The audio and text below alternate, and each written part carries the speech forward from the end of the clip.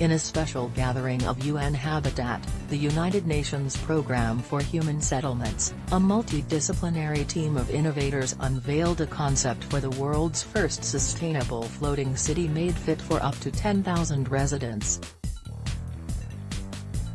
If you're envisioning the Jetsons meets water world, then you are completely right. The roundtable brought together innovators, explorers, marine engineers, and scientists to explore solutions to the threat that coastal communities face due to rising sea levels in the face of climate change. In particular, how self-sustaining floating communities capable of producing their own food, energy, fresh water, and zero waste could address growing concerns of displacement following climate-related events in the future.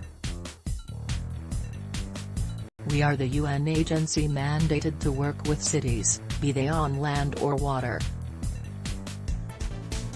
We are ready to engage in dialogue on sustainable floating cities to ensure this burgeoning sector is mobilized to good effect and for the benefit of all people, said Maimuna Mohammed Sharif, the Executive Director of UN Habitat and UN Under-Secretary-General, in a statement emailed to Eiffel Science, proposed by architecture firm BIG, nonprofit Oceanics, and the MIT Center for Ocean Engineering. The conceptual city is made up of a series of moored floating platforms that are linked to one another to provide both housing for residents and business-oriented structures, such as those meant for farming or local gatherings.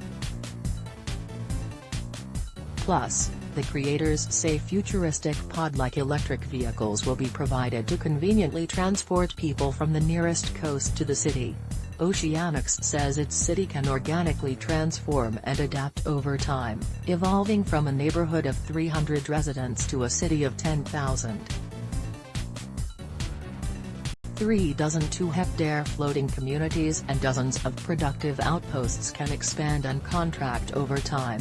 Oceanics/Big Bark Ingalls Group Oceanics says its city can organically transform and adapt over time, evolving from a neighborhood of 300 residents to a city of 10,000.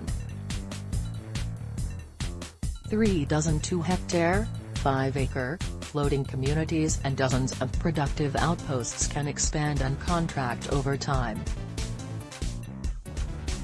The creators also note that the cities will be capable of living in harmony with the marine ecosystem below. For example, biorock floating reefs below the platforms will house seaweed, oysters, mussels, scallops, and clams that will clean the water and accelerate ecosystem regeneration. It is not a question of one versus the other. The technology exists for us to live on water, without killing marine ecosystems, said Mark Collins-Chen, co-founder and CEO of Oceanics. It is our goal to make sure sustainable floating cities are affordable and available to all coastal areas in need. They should not become a privilege of the rich. Oceanics City is also supposedly flood-proof and designed to withstand megastorms, with enough notice. The entire floating city can be unmoored and towed to a safer location in the event of a major shift in weather patterns. 2 in 5 people around the world live within 100 kilometers, 62 miles, of the coast, while 1 out of every 10 lives in a coastal area less than 10 meters, 33 feet, above sea level.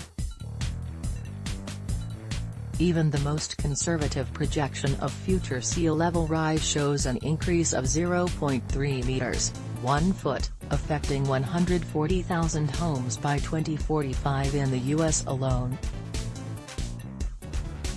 Immediate next steps are not yet clear, but we'll be sure to let you know when the waitlist is live.